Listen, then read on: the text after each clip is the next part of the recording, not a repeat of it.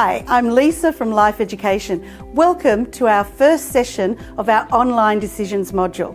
I've introduced myself. I was also going to introduce you to Harold, but I've been calling him and he hasn't come. Just give me one moment. Harold! Oh, there you are. Harold, thank you. I know you love your music, but if just for a moment, if you could keep your headphones off, because these are our senior students and we want to treat them with a little bit of respect and maturity, yeah? Okay. You can be mature sometimes. We're going to be talking about decisions. Now, some of the decisions that we make are little ones, like what music we choose to listen to, yeah? But other decisions are big decisions and they can have an impact on our life. So we're going to be covering those in the next 3 sessions together. But in the meantime, we might catch you later. Bye. We're going to think about how people make decisions, why people make decisions, and who or what might influence the decisions that people make now or in the future. We'll also be thinking about the consequences of making decisions too. To start with, we're going to look at a group of young people who have a tricky decision to make.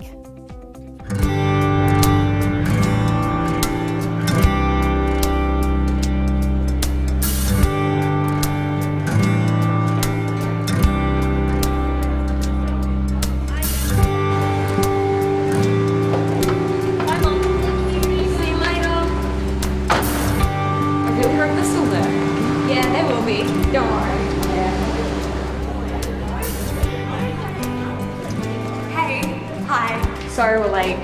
Tamara wanted to finish her homework before we came. Typical. Thanks, Jen. Well, we'd better get in there. Got some serious junk food shopping to do. $20? Where'd you get that? The drawer. Come on, I'm desperate to see this. Candace said it was amazing. I know, the last one's great. Bags are sit in the front row. Hang on. Where's Gabby? Oh yeah. Where is she? I'll text her. She's probably still at the skate park. Yeah, it's like she lives there. Well, she was there about an hour ago. We drove past her. Alright, I've texted her. There's nothing more we can do. We better go in. Why don't we walk down and see if she's still there? She's probably forgotten. She'll hate it if she misses Walk out. down there now. It's gonna get dark. Come on, it won't be that dark. Well, it will be by the time we get back. Well, what's the hurry? As long as we're back by the time the film ends. What? Missed the film? My mum will kill me if I'm not here when she comes to collect us. My brother's seen it, so we can ask him what it's about. So if anyone asks us, we'll know what to say. Got my $20. I'm starving. And I sort of want to see the film. So you don't care about Gabby? Oh, come on. It's just down the road. Yeah, come on, you wimps.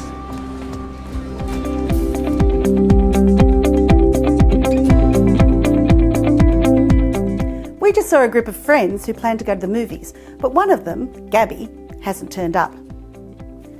Jenny and Tamara think that they saw Gabby about an hour ago at the skate park. They've sent Gabby a text, but they haven't heard back from her. They're worried that their parents won't approve if they go walking around the skate park in the dark. They think they should stay at the movies. Jackson and Tyler think they should all go looking for Gabby, and they're putting pressure on the others too. They're saying things like, "Don't you care about Gabby?" and even calling them wimps. And then there's David. David just seems to want to go to the snack bar and spend his money.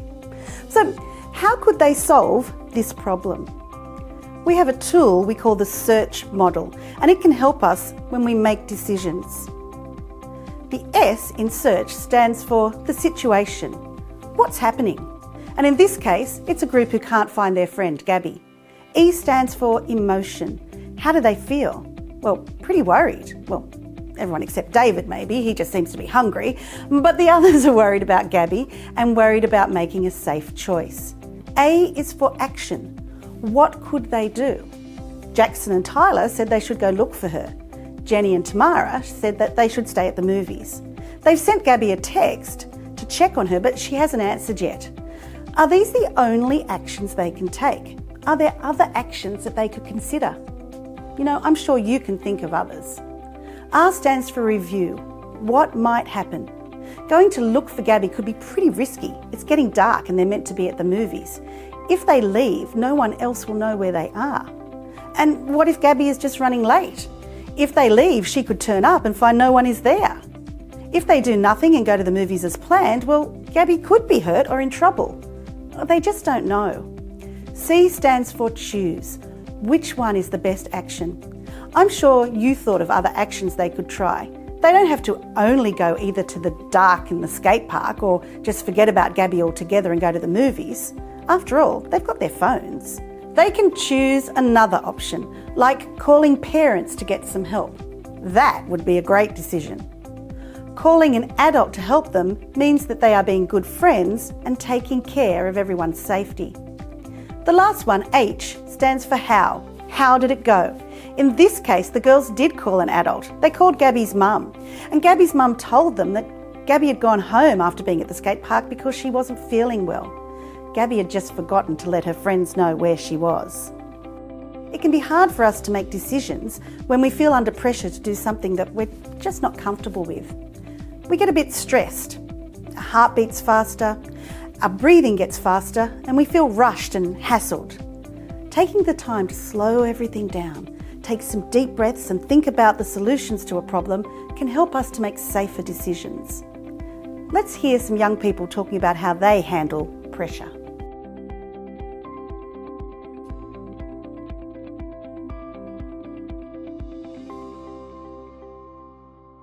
With peer pressure, I just say how I feel and I be really honest with them, and I say no if I need to. I deal with peer pressure by changing the subject. For example, if they ask me to take something, I'll just ask them if they did their homework. I deal with peer pressure by expressing my thoughts and feelings about the situation, and I sometimes make up excuses like I'm injured or I feel sick if I'm not comfortable with the situation. Our friends can influence our decision making, but so can our family and other important people in our lives.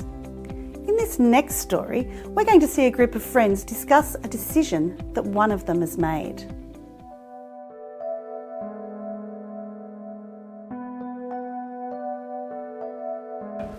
I bought these at the mall. $5, can you believe it? They're so cool. Oh, my hair was perfect when I left home. Now it's all frizzy. Hey, should I wear this jacket? I don't know, won't you be hot? We're gonna be dancing. Well, I suppose I could take it off if I had to. Can I borrow some lip gloss? Hey, isn't that my jacket I left at your house? So not. Remember we both bought the same style. Yours is darker. Then where is it? Lip gloss? How would I know? Not at my house. Well, whatever, you don't need a jacket. Is there lip gloss in your bag? Can I look? I'm gonna wear it. It works for my skirt. Well, I'm not wearing one and I don't care if I freeze. Good then. Oh, why do you have these? What? Since when did you smoke? Since when did you look in my bag? I asked. Well, whatever, no biggie. Oh, yes, Biggie. You know we hate smoking. Well, you've never tried it, so how do you know? I don't need to try it. I can smell it on people's breath, that's enough. When did you start? You're making out like I'm smoking 40 a day. Okay, I started at my cousin's in the holidays.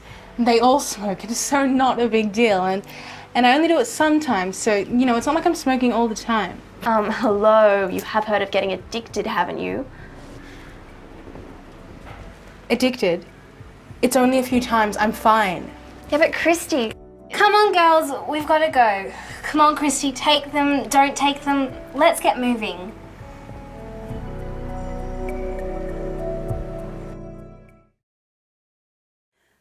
Christy said she'd started smoking because her older cousin smoked. Why would she do that? To fit in with her cousin? Maybe she looks up to her cousin and wants to be like her. Perhaps she's just curious.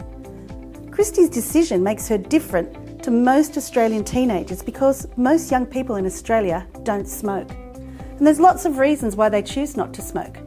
Maybe they just want to look and feel good. They want to be fit and healthy. They play sport. They don't want bad breath.